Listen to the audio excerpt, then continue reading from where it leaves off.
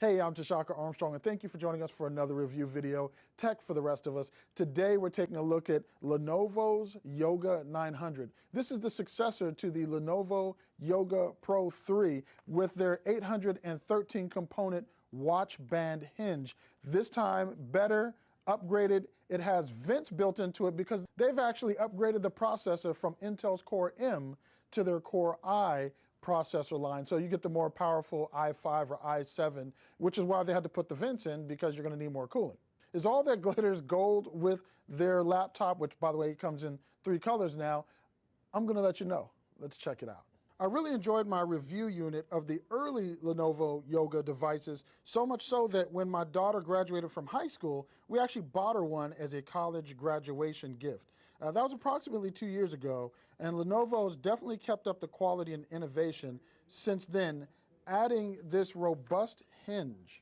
Lenovo says that there are over 813 individual components that make up their hinge, their watch band hinge as they call it. Since they've changed the fan design from the predecessor, the Yoga 3 Pro, they've actually integrated some of the cooling vents into that watch band area as well, as you can see here. But that's what happens when you have to figure out how you're going to cool a laptop that's now running Core I processors over the previous Core M group of processors. More power means more heat, but that's where I was a bit surprised. I didn't really experience any significant heat while using the laptop on my lap, meaning it didn't get uncomfortable at any point, as some laptops can after you've been working on them for a time. It did a great job of cooling, and I never noticed any aggressive fan noise either. What you get with the Lenovo Yoga 900, you get great magnesium panels on the top and bottom, which contribute to durability and that heat dissipation we were talking about. One of the issues though with the Yoga, and this is something you see on a lot of laptops actually, is the speaker grills are on the bottom of the laptop, as you can see here. So the quality, the sound quality you're going to get out of the Lenovo Yoga 900 is going to vary widely based on where you're seated, what surface, what type of surface your laptop is sitting on top of. So that again is something that is inherent to all laptops that are placing the sound right there on the bottom, that have the bottom firing speakers. But other than that, the sound actually out of the laptop in most scenarios is pretty solid. So of course, the reason why they call these the Yoga line is because they're bendy. They flex into all kinds of different configurations, tablet mode, tent mode. You can set it up like this and binge watch to your heart's content, which you'll be fine with, because as you can see, this is actually a beautiful display, and you don't have to worry about false positives with clicking the keyboard, because once you flip the laptop over, Lenovo locks out the keys. So you're not going to be holding this, which you're not going to want to hold it for long periods of time, because, and I know this is relative, but as tablets or devices you're going to hold like this go, it's relatively heavy. You'll feel it after a long period of time, but that's where the tent mode comes in, where you can kind of just put it up like this and have it stand on its own. And again, you're safe because the keys will lock out, meaning you won't be touching those keys as you're holding it with your fingers around the back and launching apps or doing other kinds of odd things. You have the capacitive Windows button up top as you use it, or and the bottom, depending on how you're holding it. And again, this really does come in handy, being able to use this device in tablet mode, and it's really easy to do. You also have stand mode, where you can flip it around like this and have it sit on its keys and use it this way. As you can see, the screen adjusts and adapts fairly quickly. So if you're presenting, showing something to somebody next to you, you can put it like that and watch any shows or watch whatever content you are looking at. And side note, if you're listening to something now that you have it in stand mode like this, the speakers are actually firing up, so you're actually going to get a better sound experience out of using the laptop in this configuration, in this mode. So in terms of user experience, you're going to get 1.1 millimeter of travel out of the keys, which is a fairly short travel distance. And I do a lot of typing, so it wasn't really very comfortable for me during long stretches of typing. I found that I actually had a lot of errors. I missed keys. It's something I'm sure I'd get used to, I'd acclimate to over a period of time, but it's just something to note if you're somebody that does a lot of typing. You get this kind of faux leather deck here, which is soft, and it's going to add a soft touch to long periods of typing when you're using the keyboard as well.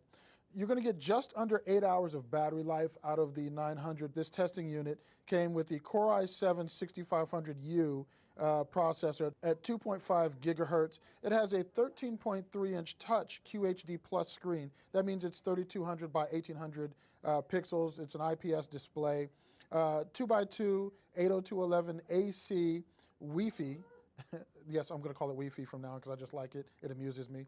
2 USB Type 3.0 ports, 1 USB-C 3.0 port with video out, 1 DC port which also functions as a USB 2.0 port when it's not being used to power or charge the laptop. You're also going to get a 4-in-1 card reader that reads SD, MMC, SDXC, SDHC, and an audio combo jack. Our unit, as tested, came with the 256 gigabyte solid state drive.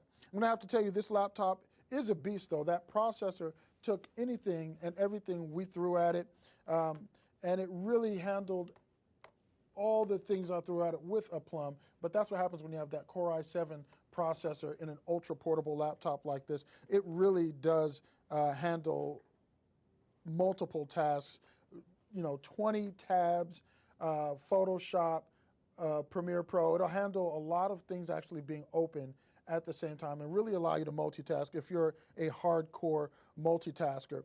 There is some bloat on the laptop, some bloatware, but it's things that Lenovo has actually tried to make useful. The trackpad for me was kind of smallish. It is very responsive. It does work well, but I'd like to see it just a little larger on the deck of the laptop.